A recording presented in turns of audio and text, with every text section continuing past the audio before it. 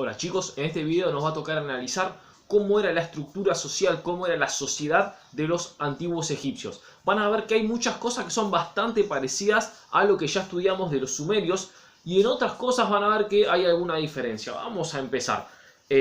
Como pueden ver ahí en la página del libro, yo ahora voy a hacer una pirámide.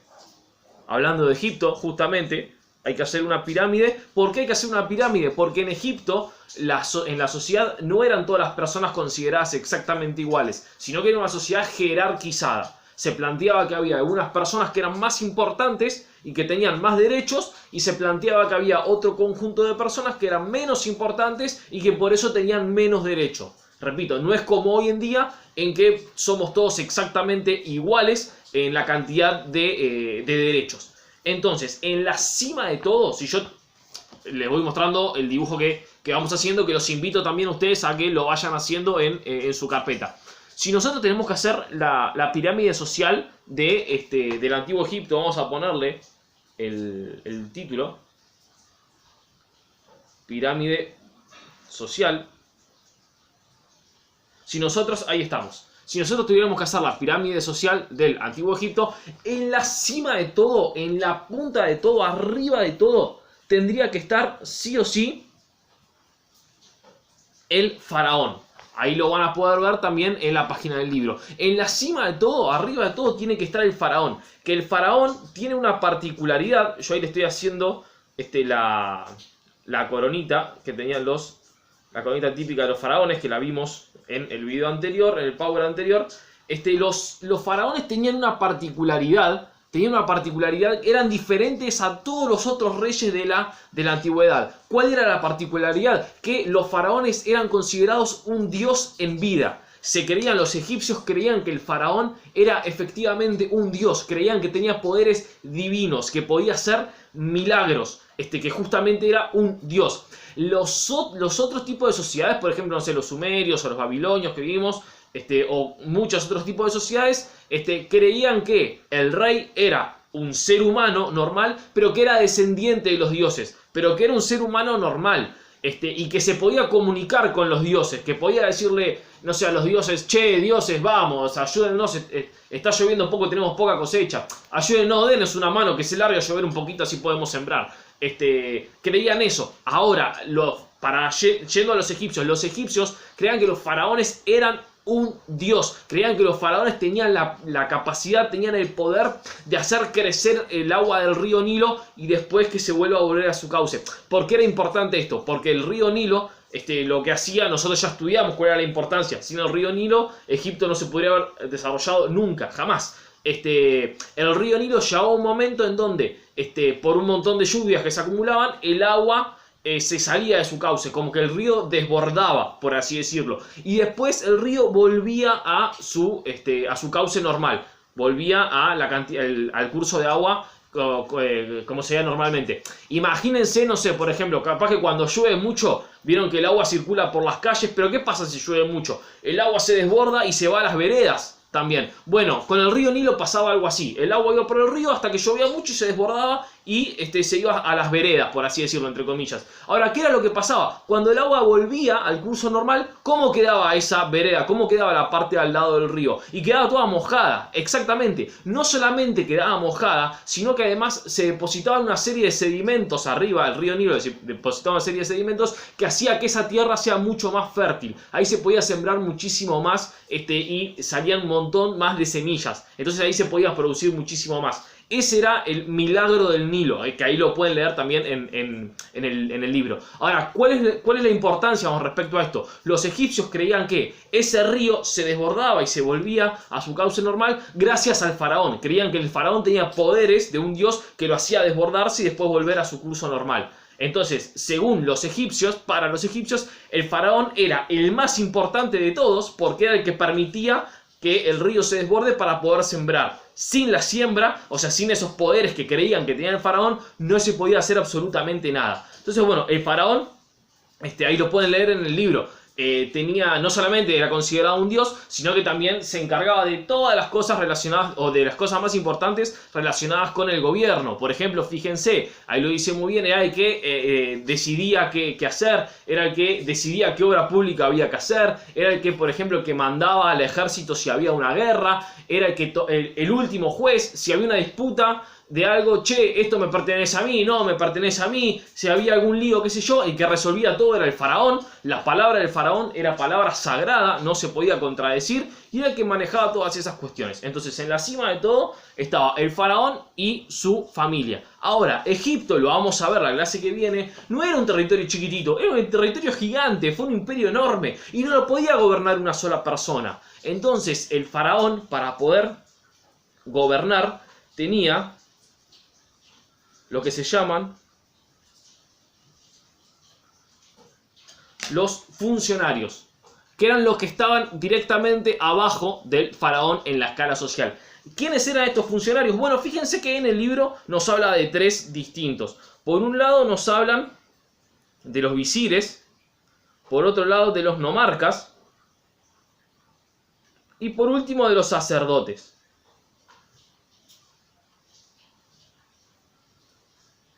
Para explicar un poquitito más qué son cada uno de estos sectores.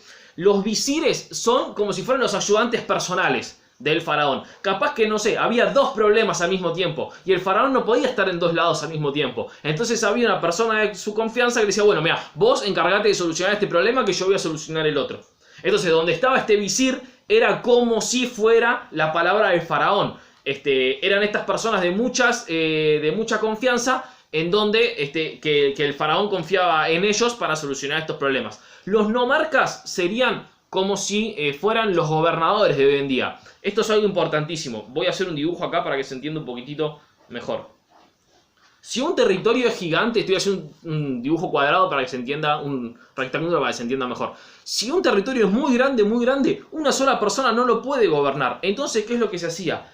Ese territorio se lo divide en varios lados. Fíjense, me quedó como si fuera una barra de chocolate. Ahora, fíjense, el territorio, al estar dividido en distintos lados, yo lo que puedo hacer, voy a poner una N, que es el nombre del nomarca. Yo lo que puedo hacer, si fuera el faraón, además de hacer crecer el Nilo, lo que tendría que hacer es, en cada uno de estos territorios pongo un gobernante, un gobernador llamado nomarca. Yo pongo un nomarca en cada uno de estos lados y que este nomarca que está acá solamente se encarga de solucionar los problemas que pasan en su zona. Este nomarca que está acá solamente se encarga de solucionar los problemas que están en su zona. Este que está acá solamente lo de su zona, y este que está acá lo de su zona, y este que está acá solo lo de su zona. Entonces, cada uno de los nomarcas se encargaba de solucionar los problemas de su zona. Si había algún problema que no podía solucionarlo, me llamaba a mí, que sería el faraón, que en este ejemplo que yo dije que yo era el faraón, me llamaba a mí, me preguntaba, me decía, che, faraón, mirá, la verdad que tengo este problema que no lo puedo solucionar. Listo, perfecto, no te hagas ningún problema, voy yo y me encargo yo. Entonces voy yo y soluciono yo el problema de ese gobierno.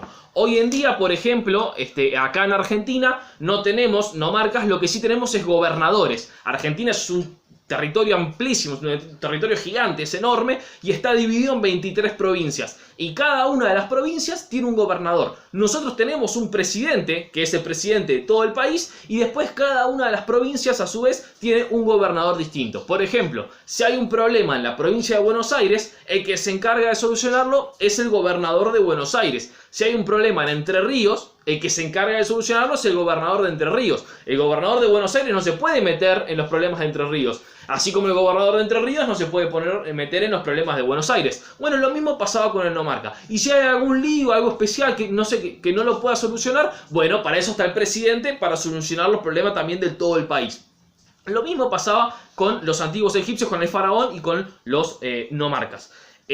Bien, otra cuestión que me había olvidado con respecto al faraón, que era una monarquía hereditaria. ¿Qué significa? Que cuando moría el faraón lo heredaba su hijo. Y cuando moría lo heredaba a su hijo, cuando moría lo heredaba a su hijo, lo heredaba a su hijo, lo heredaba a su hijo. Eso es muy diferente a lo que tenemos hoy en día. Hoy en día tenemos un presidente que tiene que estar 4 años gobernando. Cuando termina esos 4 años, el pueblo por elección, por votaciones, elige, puede ser que elija el mismo presidente, puede ser que elija otro, pero es decisión del pueblo. Se elige por elecciones, por votaciones. En la época de los faraones de Egipto, siempre heredaba la corona lo que sería el hijo menor.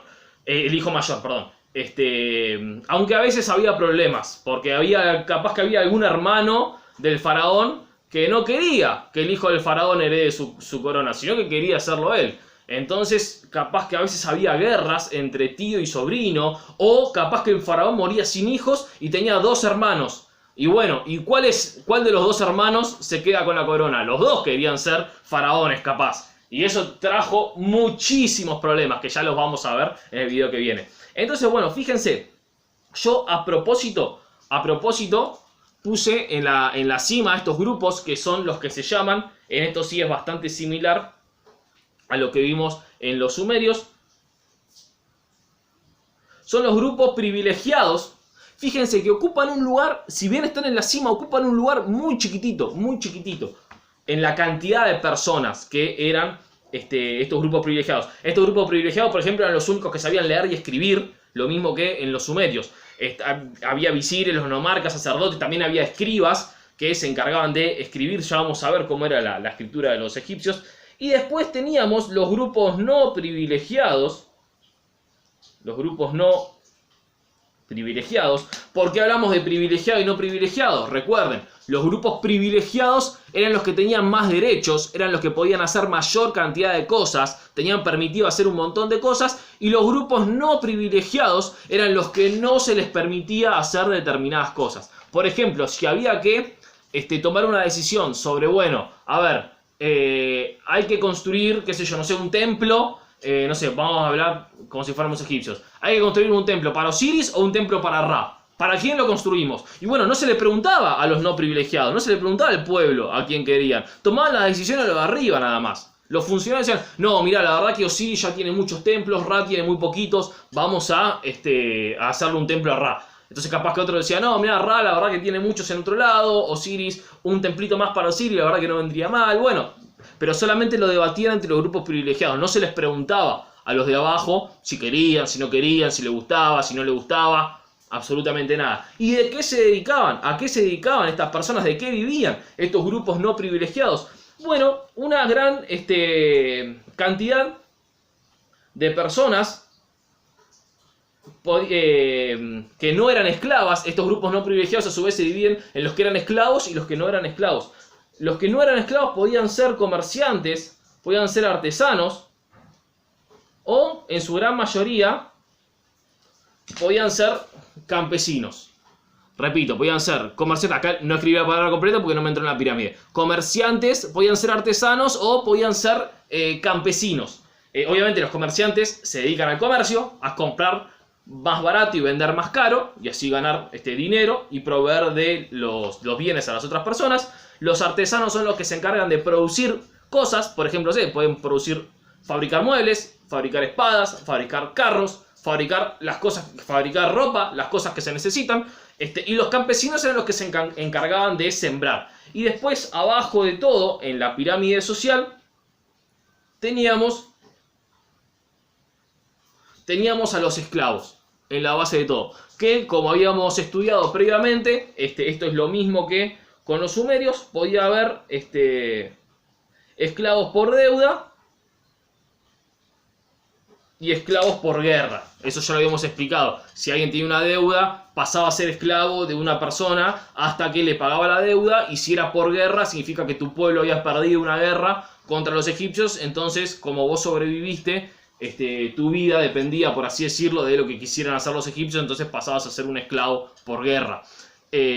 Y estos esclavos eran los que obviamente hacían los trabajos más duros, los trabajos más pesados, los trabajos más complicados, lo que más esfuerzo había que hacer, y eran tratados de manera inhumana, no eran considerados ni siquiera seres humanos. No, al ser esclavo vos perdías tu condición de ser humano. Entonces, con respecto a los esclavos, los dueños de los esclavos podían pegarles, podían tratarlos mal, podían humillarlos, y todas esas cuestiones eran completamente ilegales en las formas de vida de estos momentos, es decir, en los años previos a Cristo. Esta forma de vida se permitía, estas sociedades permitían esta esclavitud, que se trate así a este conjunto de personas, porque eran personas, eran seres humanos, pero que la sociedad no los consideraba como personas. Pero bueno, más adelante vamos a seguir estudiando cómo fue el desarrollo de la historia de esta sociedad de los egipcios.